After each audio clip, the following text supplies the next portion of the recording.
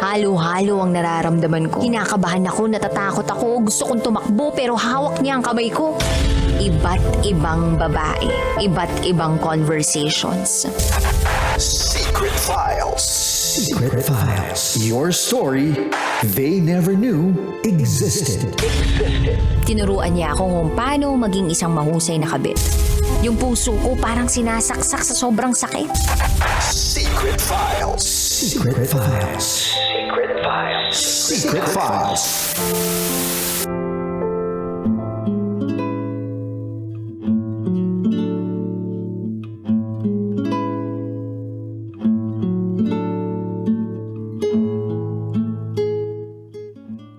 And now, it's time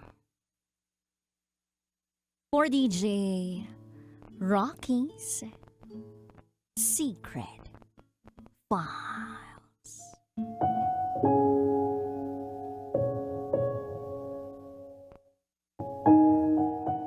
Imbes na pag-aaral lang atupagin ko, nakagawa ko ng mali.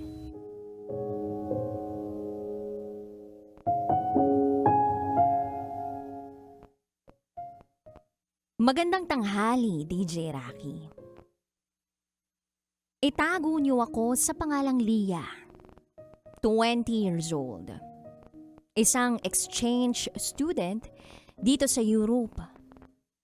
At ito, ang aking secret file.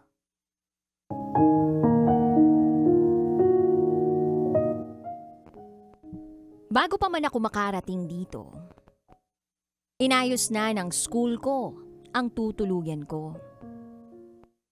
May tinatawag silang host family.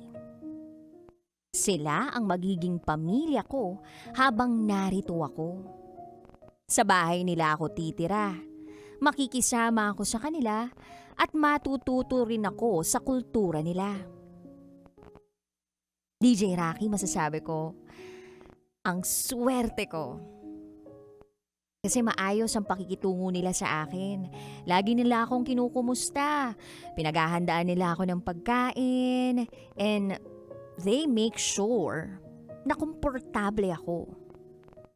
Hindi nila ipinararamdam sa akin na bisita lang ako. Lalo na ang host sister ko na itago na lang natin sa pangalang Claire.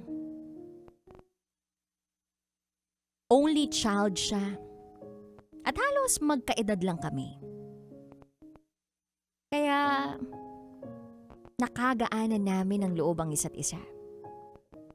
Yung para bang magkapatid na ang turingan namin sa isa't isa. Kung ano-ano na ang napagkukwentuhan namin. Mga pangarap namin, insecurities namin, love life.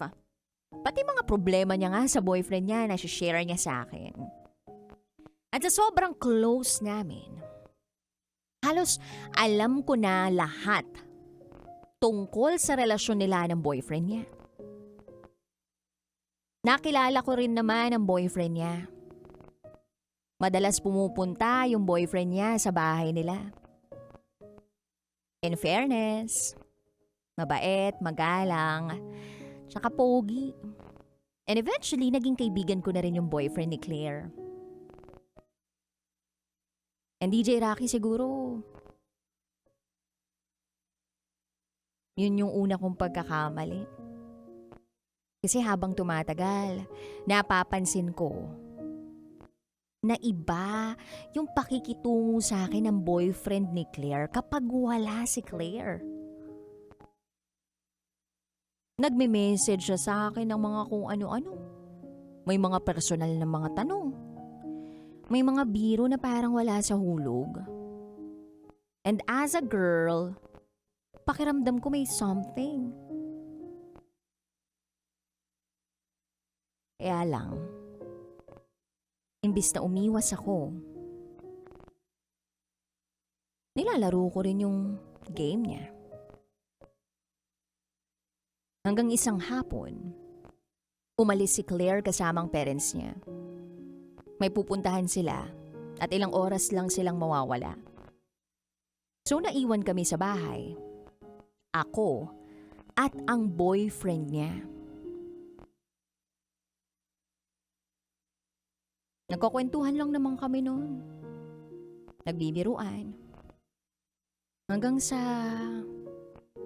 parang unti-unting nagbago yung mood. Hindi ko na nga rin matandaan kung sino yung unang lumapit. Basta, nangyari na lang yung hindi dapat mangyari.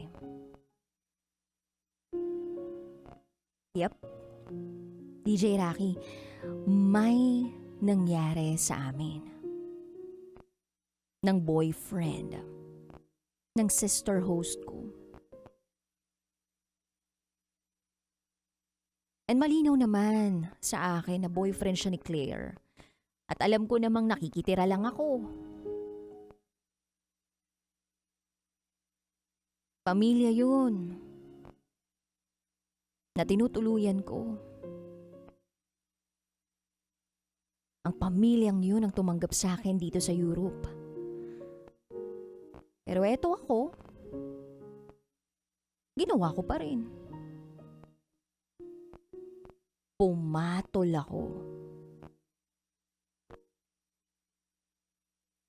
Sa boyfriend ng kaibigan ko.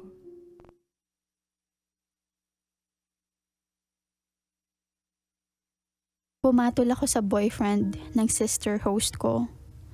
Basta nangyari na lang eh. Ang pinaka-weird, hindi ako nakaramdam ng guilt. Instead, I felt validated. Kasi sa isip ko, kahit may girlfriend siya, ako yung pinili niya. For once, may taong nagparamdam sa akin na desirable ako.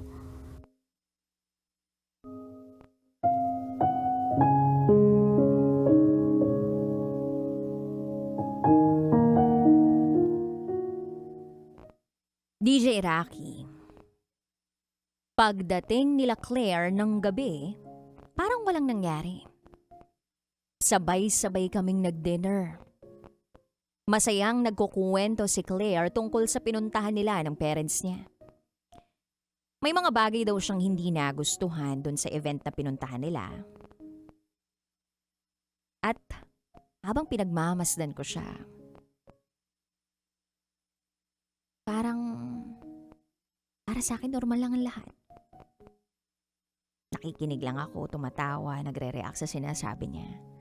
Na para bang wala akong ginawang pagtataksil sa taong kaharap ko. Ni hindi ko nga alam kung paano ko nagawang tumingin ng diretsyo sa mga mata niya. Pero nagawa ko. Hanggang sa nagpaalam na ang boyfriend ni Claire para umuwi. Nag-usap sila bago siya umalis. Tanaw ko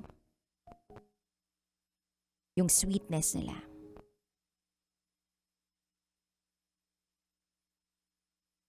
Walang guilt. Walang pagsisisi akong mahugot. Ang meron? Yung pakiramdam na parang may napatunayan ako sa sarili ko. Kasi kahit may girlfriend siya, ako yung pinili niya.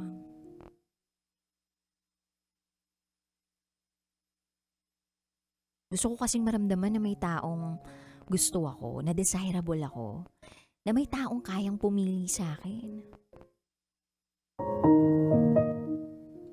At sa ginawa namin ng boyfriend ni Claire, na-achieve ko yun.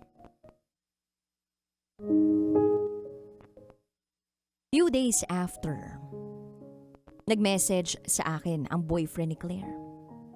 Can we do it again?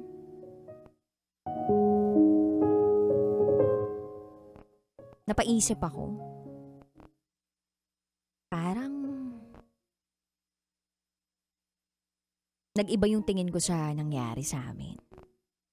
Akala ko kasi may something. Akala ko pipiliin niya ako. Yung bang may nararamdaman din siya para sa akin. Pero hindi pala. Nakita niya lang na merong pagkakataon na pwede pala yung ganun. Yung may mangyayari sa aming dalawa habang may girlfriend siya. Tapos papayag lang ako. Pero yun na nga, DJ Rocky. Gusto ko ring pumayag. Hindi naman dahil sa mahal na mahal ko siya o may pagtingin na ako sa kanya. Hindi rin dahil gusto kong agawin siya kay Claire. Kundi dahil gusto kong may maramdaman. May maramdamang tao na nagkakagusto sa akin. Well, di ko na alam. Kung itutuloy ko o hindi. Pinag-iisipan ko pa. At hanggang ngayon, wala pa ring alam si Claire.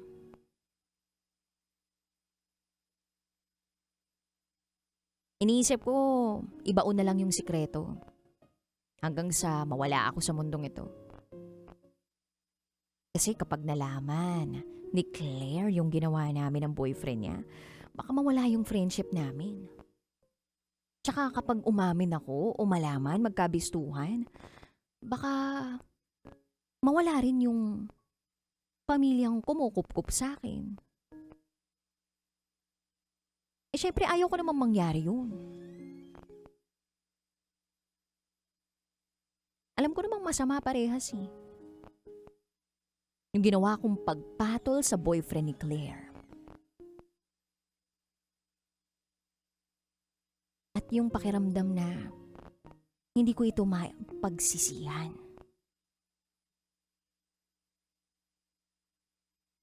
Hanggang ngayon, hindi ko pa rin masabi kay Claire kasi kung sasabihin ko sa kanya, hindi lang yung friendship namin yung mawawala eh. Mawawala rin yung pamilya na tumanggap sa akin dito.